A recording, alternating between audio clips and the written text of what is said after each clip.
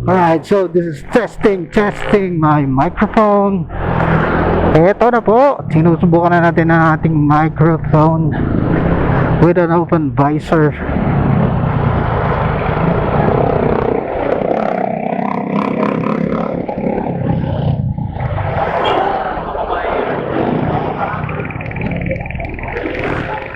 At yan naman po, kung hindi ako nagsasalita, usually dun narinig yung ambient noise na medyo mapaka-weird kasi nag-e-effort ang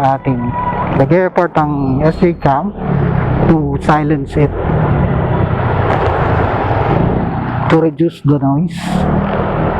Yan, so shut up muna ako.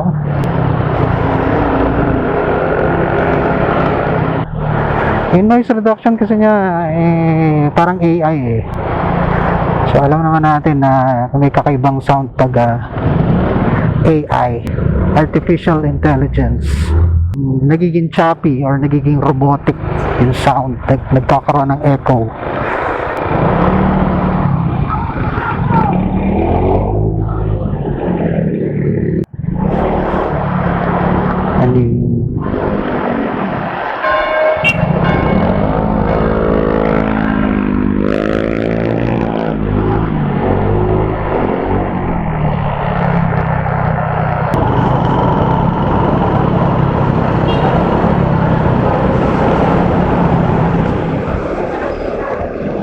What we do is open up our browser, type in SJCam SG10X firmware update, at ito ang lalabas.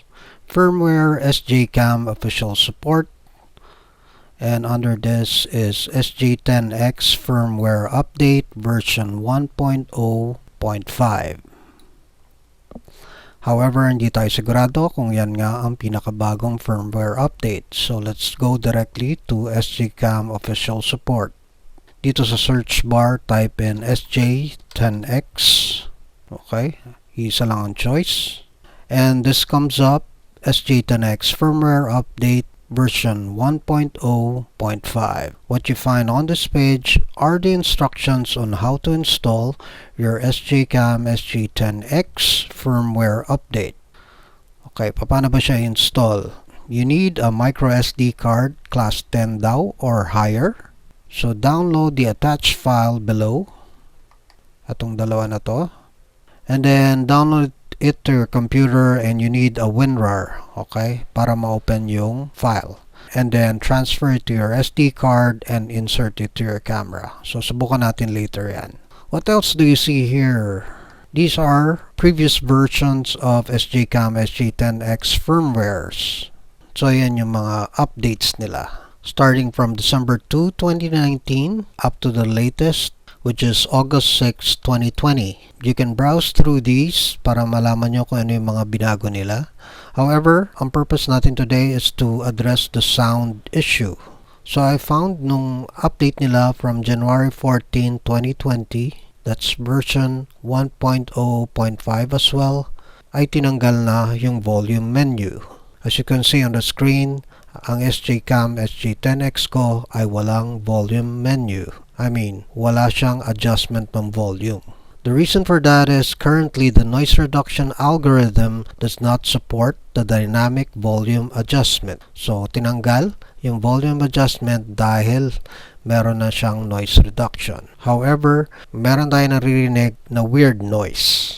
So, that could be the noise reduction program ng SJCam na hindi pa nila na-perfect unlike the other brands. So since na meron pa mas latest update other than January 14th, meron ng August 6, 2020, I was thinking na baka na-solve na nila yung sound problem. So let's try to download this now. Let's go to the bottom of the page. Itong isa na nasa kanan, SJCam SG10X logo. The other one is LD9666OA for SJCam SG10X. Let's double click it to download it. And then let's double click the other one to download it as well. Now let's open up the file location. Okay, dalawa yan. Nasa compressed file sila and you need a WinRAR to extract this. Let's open up the SD card location as well. Okay, so we have it side by side. Right click the SDCAM file, open it with WinRAR, and then click and drag it to your SD card folder. Ayan, na-transfer na siya. Okay, that was the logo. And then let's go to the LD9-666OA. Open it up. Again, let's copy it to our SD card folder. Alright, so nandito na siya sa SD card folder ko. So, subukan na natin siya.